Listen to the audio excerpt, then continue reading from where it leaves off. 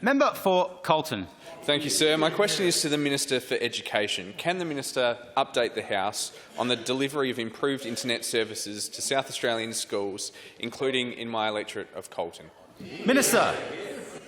Thank you very much. I'm very pleased to have this question from the member for Colton, who I know cares passionately and deeply about the best interests of students, not only in schools in his electorate but around South Australia, as certainly I know members on this side of the House all do.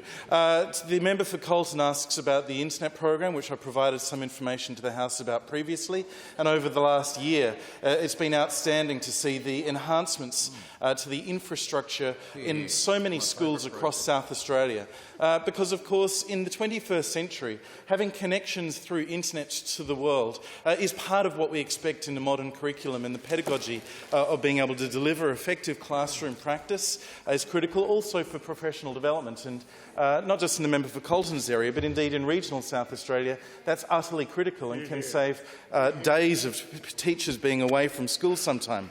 But across South Australia, since at the end of last year, when the Premier and I were able to join the member for Morford at Glenelg Primary School in announcing our $80 million partnership with Telstra, 264 schools have been connected through this fibre optic internet connection. Uncontested delivery of the internet that schools need. 131,000 students and 15,000 educators. This is a drastic improvement, and the project, I'm pleased to advise the House, is 49% complete, and that's an outstanding start in the last year.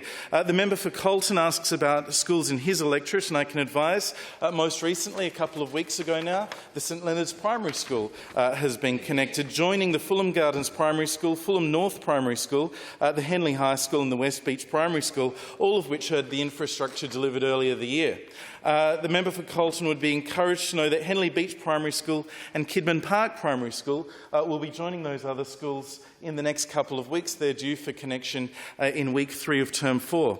Also due just in coming days, I can advise the House, Roseworthy Primary School, the Fairview Park Primary School, Northfield Primary, Ingle Farm Primary, Morphett Vale East Arter 7 School, the Mount Barker High School, Harndorf Primary School, Vale Park Primary and Hillcrest Primary, Elizabeth Downs Primary and the Wallaroo Primary School. So I know the members for Schubert, Newland, Enfield, Florey, Rennell, Carville, Torrens, Elizabeth and Narunga will all be very pleased, as will their constituents, about those connections happening in their electorates. As I've been travelling around South Australia over the last year since we've announced this program, whenever we're in a school that has had this connection with the infrastructure laid in, the fibres connected and the solutions switched on, it's been so encouraging to hear the way that teachers and students and school leaders have all talked about the difference it's made in their school. The capacity for a school, if a classroom is using a project that relies on the internet, that they can do that. A teacher can plan a lesson, the students can prepare their work